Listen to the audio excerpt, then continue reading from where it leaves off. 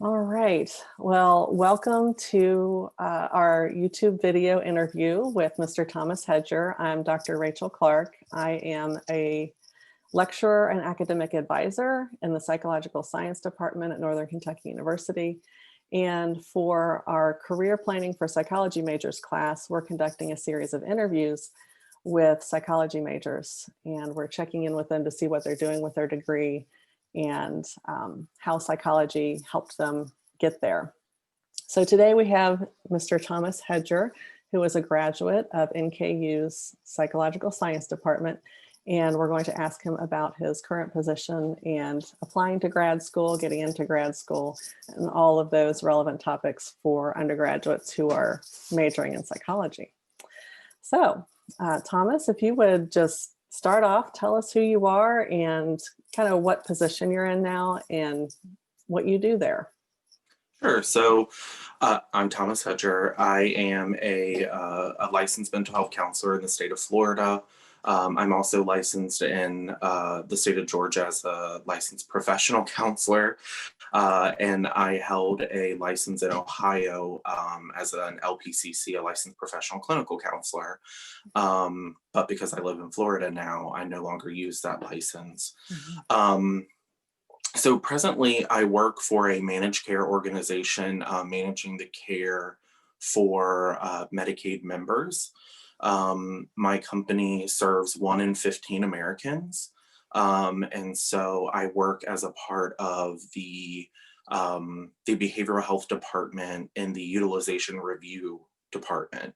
And so a lot of my work, I'm in a specialty program in which I actually reach out to clinicians who are providing direct service to our members and work with them to evaluate their treatment plans, the service that they're providing our members, and find ways to essentially eliminate any barriers to progression through services, because sometimes we know that in our work as counselors, as social workers, psychologists, whoever is providing psychotherapy, sometimes folks get stuck.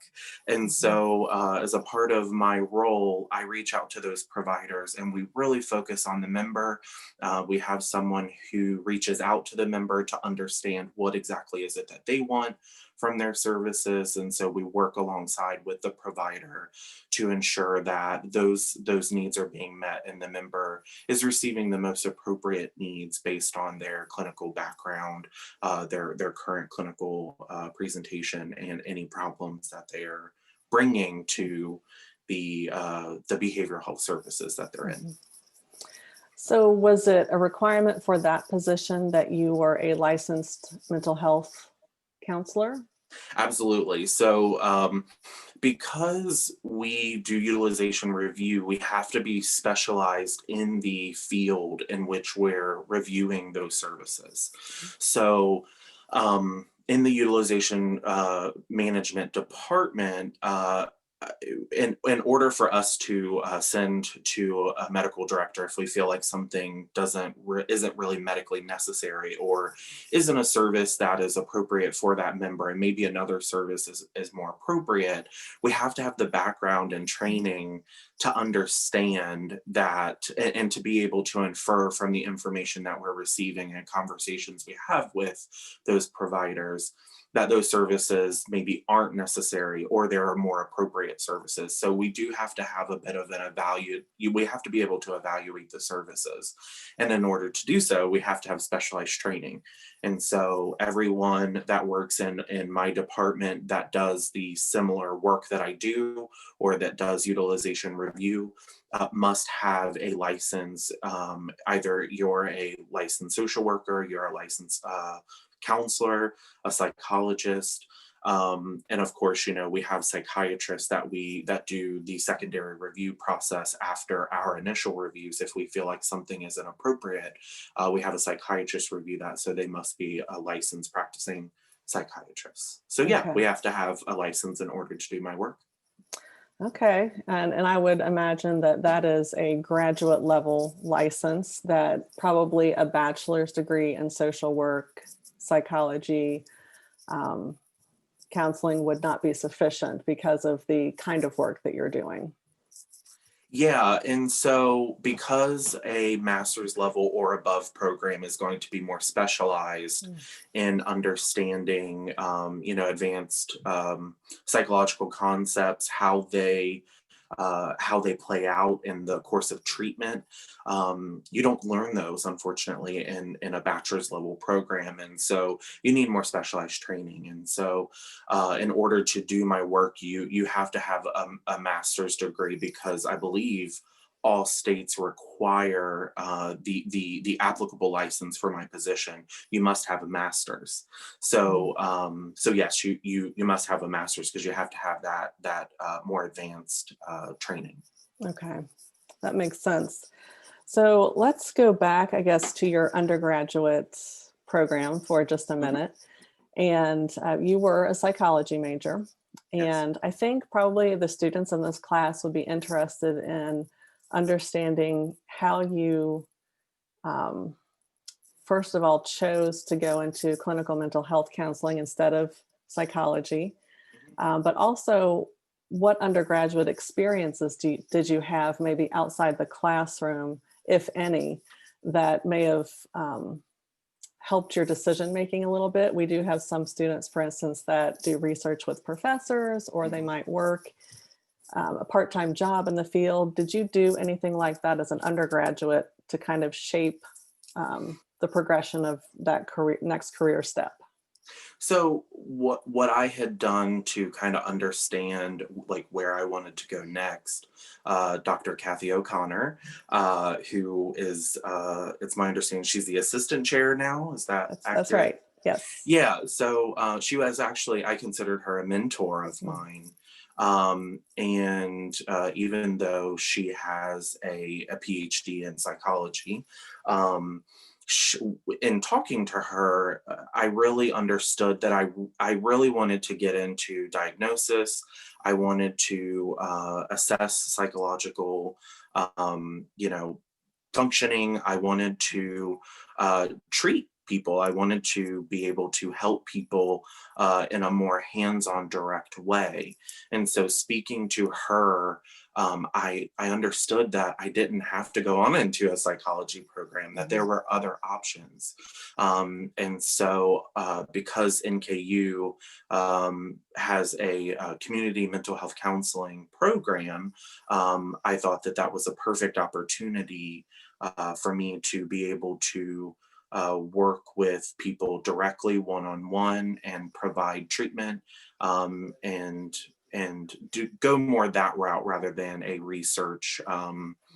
uh, a route, because it seemed to me to be, sometimes in the work we do, we have to be able to fill our bucket. And so for me, it felt like helping other people more directly would do that more than doing research or something more behind the scenes that would inform, the day-to-day work that's done. Okay, that makes sense. And so for you, kind of the supplemental experience outside the classroom was just connecting with one of the faculty members in the department and just talking about what you wanted to do, what your interests were, and figuring out the best way to get you there. Absolutely. And, to be completely clear, when I started, so I'm a first generation college graduate. I'm also the first person in my family to have a master's degree. And so, my mother, I love her to death. Unfortunately, due to her life circumstances, she wasn't able to graduate from high school. And so, there was a lot that she just didn't know about college. She knew that I had to go, Mhm. but she just didn't know, what to do and what to look for and how to navigate those systems. And so, once I had begun my, once I enrolled at NKU, I was a music major, because I was in band. I loved music. It was something that gave me, that I had a lot of passion about. But I realized about halfway through that I wasn't really challenged. I didn't really feel like that bucket, was getting Mhm. filled. And so I had taken a few psychology courses, and from there, it just kind of, change, 2 years in, I completed, the psychology major in 2 years, because, I really wanted to do something that I felt was challenging, and would also, be fulfilling for me. And so because I didn't have a lot of people kind of pushing me that way, and I wasn't in the psychology department from day one, I had to build that relationship with, the teachers and sorry, the professors and instructors that I did have, to kind of understand, what am I going to do? What am I going to do with my degree? And, looking at the folks that are in front of me, they're all teaching, but they all have such a diverse background and things that they have done with their degrees. So let's talk to them. Let's find out what they did. And I think the conversations that I had with Dr. O'Connor, really kind of pushed me in that direction. And I love it.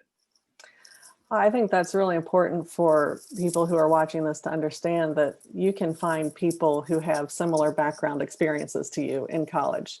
The professor that you mentioned, Dr. Connor, was also a first generation college graduate. So she understands and understood kind of the barriers perhaps for you, just not having been exposed to that kind of an option before. So there are people everywhere on campus that can help you no matter what your background circumstances are. Absolutely, absolutely. And I strongly encourage your students to have those conversations with the faculty that they work with. If they're just, a first generation college student, or even someone whose parents said, you must go to college, and they're not sure, what it is that they want to do, and they selected this major because it sounded like it was the best thing for them, to really have conversations with the people that you're being taught by, because those people have, worked in this field, and they're there for a reason. They are teaching these courses because they do have the experience. And so I think utilizing the experiences of the faculty is I think probably one of the best things to do, to at least get you started even thinking about where you want to go if you feel like you're just confused. Right. And these are people who have been working in the field for perhaps decades, Hmm. who know things that you as an undergraduate may not know exist. And that's one Yes. of the reasons that we have our majors take this class, is because a lot of people think psychology is clinical psychology, but there's school psychology, educational psychology, sports psychology. And you may not be aware that all of these sub-disciplines in the field exist. Absolutely. So let's turn now, I guess, to your graduate school process, getting into graduate school. What did you have to do, if you can think back, to apply to graduate school? Did you have to take the GRE, which is the graduate record exam? Did you have to write a personal statement? Do you remember what was involved in that application process? So I did have to take the GRE, and I was nervous about that because traditionally, I can prepare and study for an exam, and get a 4.0. But the GRE was it's a standardized test, and so it's developed by people, who are expecting you to know certain things, and really just kind of evaluating, are you ready for this graduate level work? And so I remember, I had taken a course, or some sort of study prep for the GRE. I can't remember exactly what it was, but there are course preps out there. I think maybe I got a book about the GRE. I think I remember looking, Barnes and Noble. I'm sure you can find things online. Amazon wasn't huge when I was, preparing for the GRE, but I remember going to Barnes and Noble and finding a book on the GRE, and I had taken some online courses because they kind of help you get used to how the exam is formatted, and how the answers are going to be scored, and what you really want to focus on in the exam, especially if you don't really know exactly what the answer is. So it was really great because, it helped me understand what this test was, how it was going to be evaluated, and how to move through the test if for some reason I just didn't know the information that they were asking for. And so, yeah, I took the GRE, and I had gotten the score that was required for the Masters of Science and Clinical Mental Health Counseling at NKU. I love NKU. I grew up in Northern Kentucky. I had such a good experience at NKU. That I wanted to return to NKU. There was no doubt about that. I also was a very poor college student. And so, the idea of, moving away from my family, going to another school, but also having, such an affordable, program at a university that also had really good reviews from some of the folks that I knew who had gone into that program. It just made sense. And so when I had applied to the program, of course, I had to apply to the university first, and then I had to apply to the program itself. And I actually had to do a group interview, which I have social anxiety.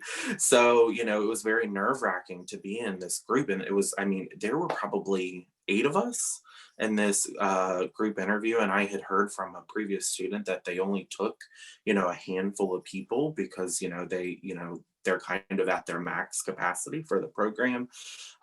So there were also some other things that were going on. I did a study abroad between which I took some psychology courses, psychology of nonverbal behavior in Paris, France. So I was away for the summer, but I had already done everything I needed to do to apply and get into the program. But as soon as I came back, I had to do that interview. And so it was a kind of nerve-wracking thing to come back to after that great, experience. But that is pretty much what I remember having to do to get into that program. I know that some programs require a purpose statement, but I can't remember that my program actually did. But I would that say was it's a pretty much typical experience. I think a lot of master's programs, especially in the helping professions like counseling and psychology, may require a group interview or at least a one-on-one interview with several faculty members. So Yes, there were a few, and I believe the assistant, the I believe the chair and the assistant chair were present in my interview. mhm. And the assistant chair at the time actually ended up being my mentor professor, who I still have, am in contact with today. We had actually just joked that if she wanted a position with my company, she might end up being my employee. So we kind of had a laugh about that. I don't know that will actually happen, but it was kind of a laugh because we had just gone from mentor to mentee to Mhm. potentially being boss to Right. employees. So it Yeah, was the people interesting. who train you are your future colleagues. So that's kind of Yes. an interesting dynamic. Um, Yes. so since you went to graduate school in clinical mental health counseling, could you share with the students what some of the differences are between psychology and counseling from your perspective? Because they are 2 different disciplines, 2 different areas, 2 different licensures. Absolutely. So, because I didn't do a master's program in psychology, I can tell you what I think. But, based on my experience, uh, one of the very first courses you have to take as a counselor is a professional identity course. And that is a course that essentially lays out for you this is who and what a counselor is. This is what we do. This is what is expected of our profession. This is kind of where we fit into, psychiatrists, psychologists, social workers, counselors. These are our niche areas, and essentially giving you the opportunity to essentially say, I don't know that this fits with my, what I want to do. And so a big thing between psychologists and counselors is, they both have different professional identities and the roles that they serve within the mental health community. And so counseling and psychology overlap in the sense that you have that you have clinical psychology who often are psychotherapists and work directly with patients. Whereas, counselors, that's our bread and butter. That's what we do. And so there are, of course, we have career counseling, family counseling. There are a lot of specialty areas within the field of counseling, as far as, being, a certified trauma, provider, which requires, certain training, a children and adolescent counselor, which that is my specialty area. And so, where we have that overlap with psychology, psychology has a little bit more to it, which, in the field of counseling, you can get a PhD in counselor education and supervision. And you can do research in the field of counseling. That's something that you can do as a counselor. But I think one of the hallmark differences, especially in the field practicing day to day, is psychologists are known for being able to test. And to be able to do psychological testing. That is something that, depending on state law, a counselor is generally not able to do. And so we can't fill that need within the community of services, so to speak, unless the state law says that you can have a master's degree and you have the adequate training to provide the testing, which we know that psychological tests have certain educational requirements. So if you are practicing within the scope of your education and the test requirements, then you are able to do that. But generally speaking, that is reserved for psychologists. And when we talk in daily practice, that's one of the major differences, is that psychologists can be psychotherapists just like counselors. But we generally, as counselors, cannot do psychological testing. And of course, both fields can do research. Mostly the counseling research is going to be about efficacy of treatment. It's going to be about certain psychological disorders, which of course would overlap with psychology. So there's a lot of overlap, but I think as far as practice, the main difference is that a counselor is most likely only doing direct client work, where they're working with a client, or in my case, I do more administrative work, but I use all of the skills that I have from my field. Whereas a psychologist, we're mostly looking at, in direct practice, they're doing, they might be doing testing. Believe it or not, in my experience, where I work, psychologists with PhDs often are psychotherapists, and I've seen, there's just a handful of people who do testing. And I think that there are a lot of factors that go into that, but that is, I think, one of the main differences between the two professions. So I hope that answered your question. It does, and I think that aligns with what we tell our students in terms of the differences between the two fields.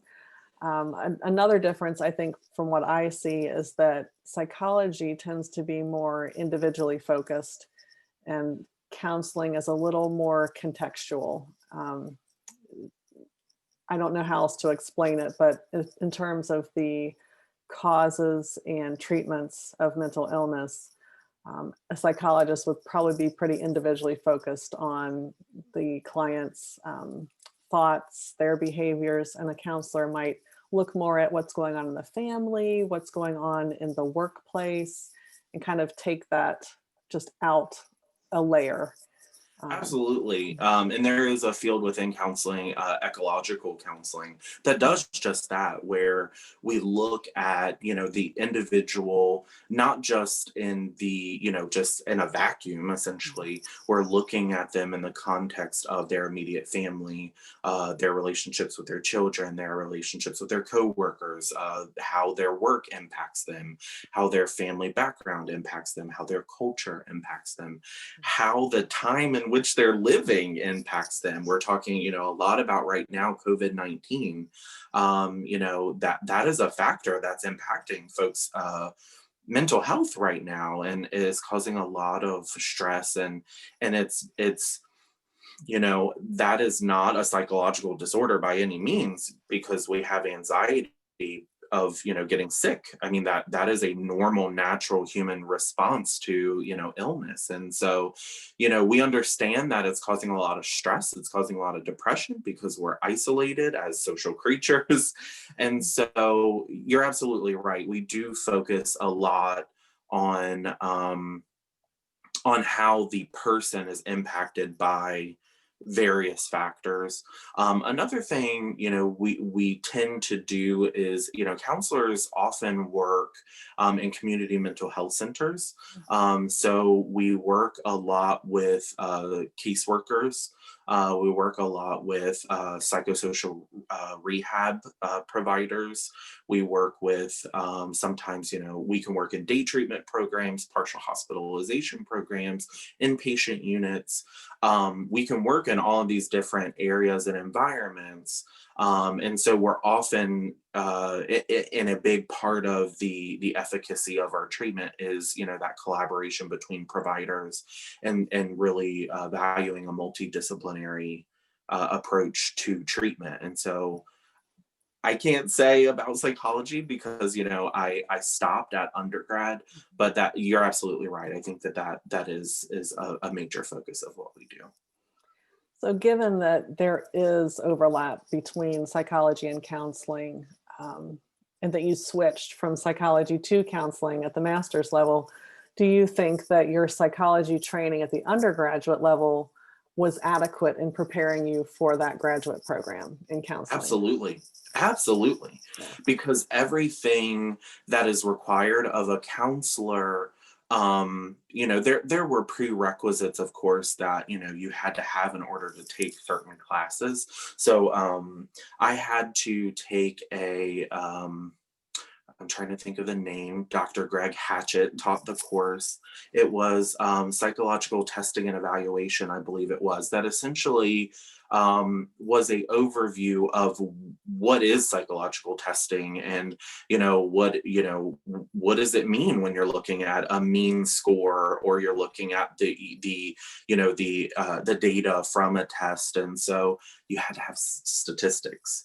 And so that was a requirement of the program when I was there. And so if you didn't have a statistics course, you couldn't have taken that class. So if you came from another field that maybe didn't require that, you would actually have to get that course before you could take it. So there was a lot of coursework that translated directly into what we were doing. When I was a psychology major, I think I took an introduction to counseling course. I had taken a human development course, which is absolutely required in the counseling program. I had taken psychopathology at the time is what the course was called, which is a requirement of the program itself. So there was actually a lot of requirements for the program and the courses that I had to take that the psychology degree primed me for. I would say that having been in a psychology program, especially in KU's, it lined up very well with the counseling program at NKU. And I was very prepared, and I completed my master's in 2 years, worked all the way through. I was lucky to not have to work while I was in school, but there were really no courses that I was unprepared for, didn't understand, just a basic understanding because we had talked about them in the psychology program. So it absolutely prepared me for what I was going into. Well, that's wonderful to hear. I guess as one last question, would you say that your current career is fulfilling and worth all of the education and time and energy and stress that goes into getting a graduate degree? I would, because even though I'm in a role that I didn't even know existed when I started my master's program, it's just truly amazing how many opportunities there are that you just simply don't know until you go looking. And so I I have moved from from graduate school. I was in direct practice for several years, and there were some things that I didn't really care for, that I think that if I were in a place to be in like a private practice working with clients and kind of was in control of my schedule and was in control of a lot of other things, I think that I would still be in direct practice. But having moved into where I am, I feel that I'm able to ensure that the people that I am talking to providers about, that I can assure, or at least am doing something to make sure that they're getting good care. And so I definitely feel that the education, I think that it rounded me out as a person. I feel that there were so many benefits to being, to having a master's degree, and moving into what I was doing, that kind of rounded me out as a person. It rounded out my personality because I had to do a lot of introspective work, and understand myself much better, and really know myself. And so I would say that my program provided so much more than just the ability to go and get a job. It really helped me as a person, but also it helped me to be able to do what I wanted to do when I switched to a psychology major, which was help people. And so I feel like I do that on a daily basis, even though if sometimes, the providers I work with are kicking and screaming, we're still working towards making sure that the person who's impacted by all of this is getting what they need, and that they're getting good quality care. And that to me is extremely fulfilling. So yeah, I think so. Well, I'm going to stop recording in just a minute, but on the record, I just want to say thank you so much for your time in doing this interview. I think it's going to really help our undergraduates a lot, and anyone who's thinking about getting an undergraduate degree in psychology. I think you've laid out just the enormous number of opportunities that exist with a degree in psychology. So thank you very much.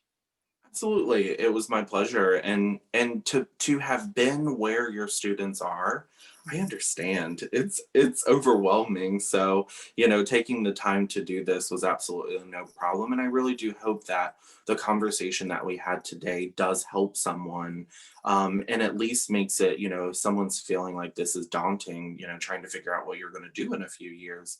Hopefully, they'll be able to do some things that I had talked about, maybe reaching out to folks that are in the faculty. We, like you said, sometimes your professors become your future colleagues, and so we build a lot of connections, and we know a lot of people that are doing a lot of different things. And so if you take the opportunity to connect with a faculty member, to understand exactly what it is that they had done, and maybe if you have some questions, I remember you were my professor when I was at NKU. So I remember having some conversations that helped me along with you. And so I think that the number one thing is that if you're not sure of what to do, talk to someone, grab someone, and if they're not sure, they will connect you with someone. And I think that that's the biggest thing. So Absolutely. And I think I'm a little biased, but I think the psychology faculty are extraordinarily helpful. I think there's no reason to be intimidated by asking a professor for help or some office Mhm. hours time for all of those And reasons. absolutely. And it's my understanding, I was looking at the faculty list not too long ago. A lot of the same folks that I had in my program are still there. And so that really talks to how much the professors love the work that they do. And they really know their stuff. And so I really suggest, reach out, talk to a faculty member, and just see what it is that your future, might hold. Exactly. Well, once again, Thomas Hedger, NKU graduate of the Psychological Science Department, clinical mental health counselor. Thank you so much for your time. Absolutely.